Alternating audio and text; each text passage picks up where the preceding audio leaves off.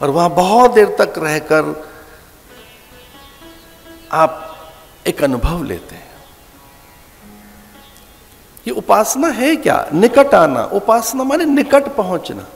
किसके? सत्य के।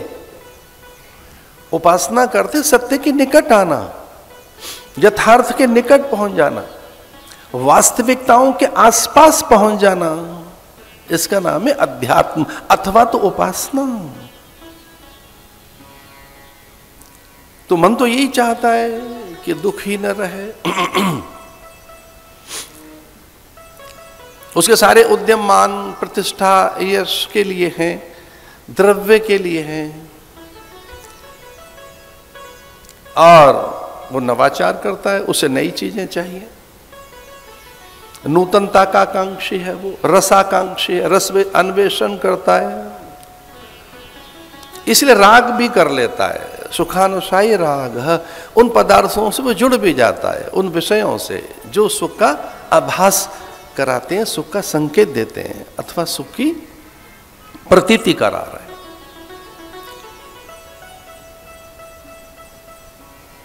इस कथा में अगर कहीं हम पहुंच गए अपने पास, कहीं अपने निकट, तो हम आनंद से परिचित होंगे। और जीवन की एक सबसे बड़ी उपलब्धि है अभयता।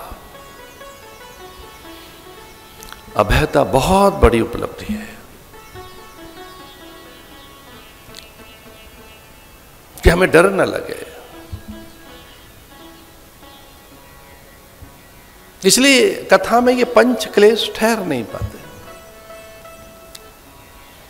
जैसे दिया आप जलाएं तो अंधेरा रहता नहीं है, जैसे सूर्य आया तो तारे दिखते नहीं है, रहते तो हैं, वो दिखते नहीं है।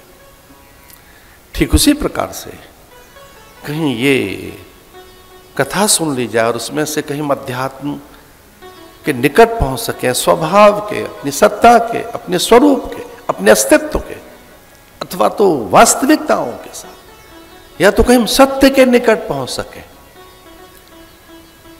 तो इस कथा की फलश्रुति परमानंद है, अखंडानंद है, या कि इसका फल स्वयं राम है।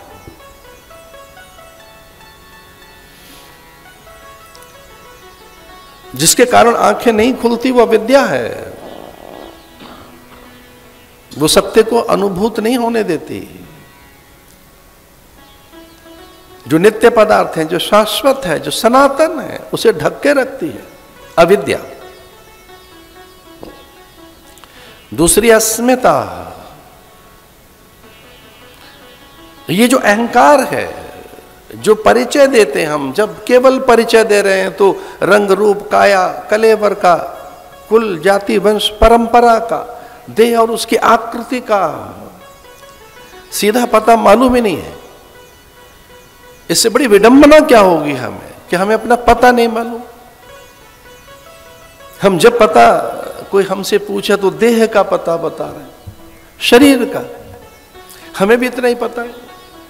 ऐसी आकृति, ऐसी नासिका, कपोल, भाल, चिबुक, हनु, वक्षस्थल, भुजाएं, ऐसा रंग रूप, ये जाति वंश परंपरा, ये गली मोहल्ला। अस्मिता, अस्मिता का अर्थ है कि वो बोध जो मैं नहीं हूं, एक मिथ्या बोध, एक भ्रम, अपने साथ छलावा कि हमें यही नहीं पता हम कौन है। जब पता लगाएं तो देह का पता रहे, रंग रूप का पता रहे। एक बड़ा अभाव तो है ये, हम अपने बारे में पूरी जानकारी नहीं रखते। राग द्वेष अभिनिवेश, जो हमारे अनुकूल नहीं है उससे द्वेष हो जाता है सहज। उसी समय वो हमारा शत्रु है, अथवा शत्रु नहीं है तो मित्र तो नहीं है, और मित्र भी नहीं है तो रुचिकर तो नहीं लगता वो, जो हमारे पक्ष में नहीं है, जो हमारे समर्थन में नहीं है, हमारे मत के, हमारे संप्रदाय के, हमारे विचारों के, हमारी रुचि के, हमारी प्रकृति के। तो इस पूरी धरती पर हम अनुयायियों के भीड़ लगाना चाहते हैं कि सब हमारे अनुयायी बन जाएं, हमारे अनुकूल रहें। वाह, आप फॉलोअर्स बढ़ाने निकले। पूरी धरती पर आपको लोग माने, अनुसरण करें आपका, अनुगमन करें आपका, अनुशीलन करें, अनुवर्तन करें, अनुसरण करें। और ऐसा नहीं है, द्वेष होता है इससे, दुखानुसाई द्वेष। महर्षि पतंजलि कहते हैं बात। पांजन्य का भैरव स्वर फूंका था भगवान ने युद्ध के मैदान में, जब कृष्ण से आग्रह किया था अर्जुन ने कि इन दोनों सेनाओं के मध्य में मेरा रथ ले चलो, और तब भगवान ने पांजन्य को फूंका था। उस स्वर से ही श्रीहत हो गए कौरव, भयभीत हो गए, श्रीहीन हो गए। उनके अंतःकरण ने पराजय स्वीकार कर ली। कभी कभी कोई एक स्वर ऐसा होता है, घोष ऐसे होते हैं, ध्वनियां ऐसी होती हैं, विशिष्ट तरंगें ऐसी होती हैं, व्यक्ति का बहुत उसका उत्थान कर देंगे या उसमें पराभव पैदा कर देंगे। अभी तो युद्ध आरंभ नहीं हुआ, पितामह भीष्म, आचार्य द्रोण आदि श्रीहत हो गए थे। उस पांजन्य के स्वर में चेतावनी थी कि धर्म के विरुद्ध खड़े हैं जो लोग, वो सावधान हो जाएं। भगवान ने कहा कुछ नहीं, बस स्वर दिया। और जब हमारे आरती हो रही होती है तो घंट ध्वनि, गरुड़ घंटी, या हमारे यहाँ नगाड़े, ढोल, मृदंग, शहनाई, पखावज, ढोलक, ये अलग अलग अलग वाद्य हैं हमारे यहाँ। शहनाई बजेगी तो क्या आएगा उसमें स्वर, ढोलक है, मृदंग है, तुमुल घोष है, जय घोष है, दुंदुभियां बजेंगी तो इसका अर्थ है रणभेरी है वो। रणभेरियां, युद्ध के स्वर अलग हैं, भीतर में पौरुष जगाने के लिए, शौर्य जगाने के लिए।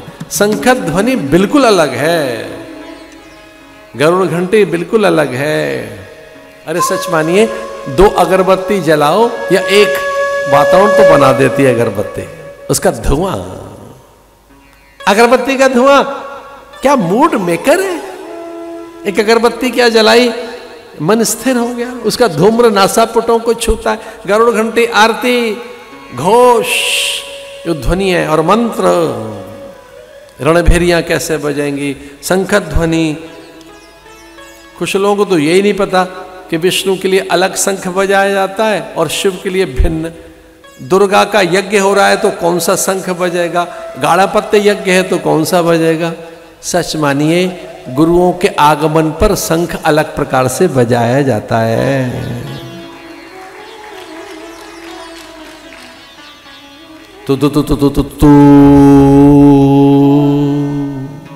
ऐसे बज रहा है शंख तो विष्णु के लिए तू तू तू तू, ये पता है किसके लिए, महादेव के लिए तू। दुर्गा के लिए शंख का ही नहीं पता आपको, शंख कैसे बजेगा, उसकी ध्वनि से ही तो पता लगेगा। मैं पहाड़ पे रहा हूं, वो ढोल सुने हैं मैंने, मर जाए तो ढोल बजाते, बच्चा पैदा हो गया तो ढोल बजाते। मैं उत्तरकाशी रहा, वो ढोल बजता था उन दिनों जब मैं था अर्ली 80s में, मैं वहां था, बहुत अर्ली 80s में मैं पहाड़ पे था।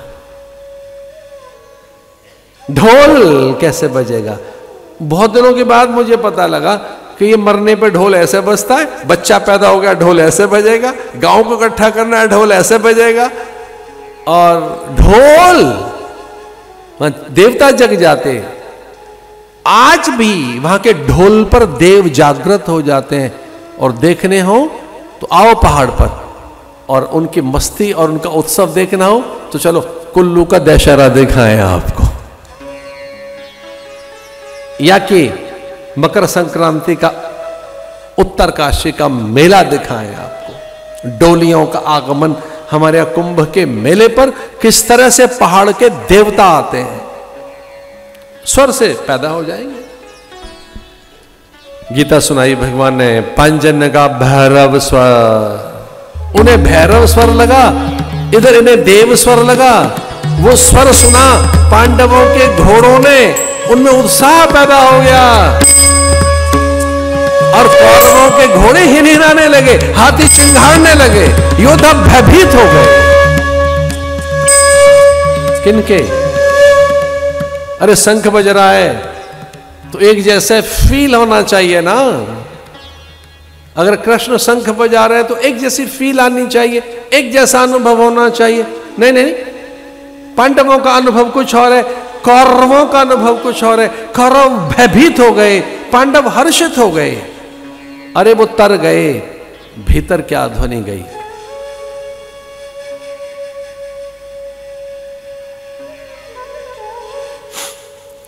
मेरे साथ एक सामान्य शब्द बोलोगे? मेरे साथ बोलो, मैं भीतर गया। इसको फिर मेरे तरह से बोलो, मैं भीतर गया।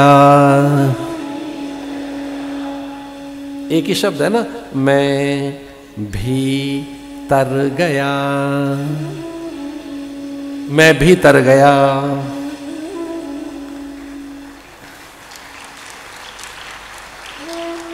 चलो बहनों की ओर से बोलते हैं हम, मैं भीतर गई,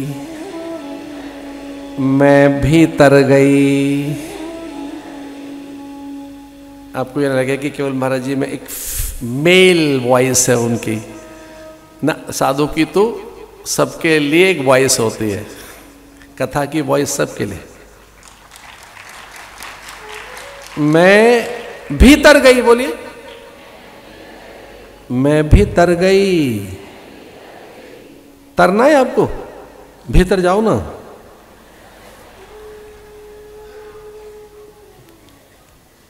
भीतर जाइए।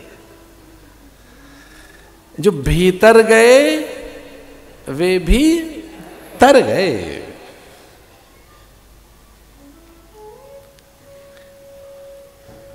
तो एक बात को एकदम अभी पकड़िए, बस अभी कैच कीजिए, अब भी कैच कीजिए। भीतर पता है कैसे जाता आदमी? शब्द से, मंत्र से, नाद से। नाद आपको अंदर ले जाएगा। कहां ले जाएगा? अंदर। नाद से आप यात्रा कर सकते हैं, नाद से ट्रेवल करेंगे अंदर की ओर, और ये तार देता है। पांडव तर गए। कृष्ण का स्वर, उनकी संगति, उनका सानिध्य, उनकी कृपा। कृष्ण इसलिए खड़ा है पांडवों के साथ कि वो धर्म के साथ है। बस इतना ही ध्यान रखना है। ईश्वर हमारे साथ खड़ा हो जाएगा अगर हम धर्म के साथ हैं, हम नियमों में हैं। अगर हम नियम के साथ नहीं है, सत्य के साथ नहीं है, धर्म के साथ नहीं है, वो हमारा साथ छोड़ देगा। वो क्या, हमारी शक्तियां हमारा साथ छोड़। अलौकिक लीलाएं भगवान की।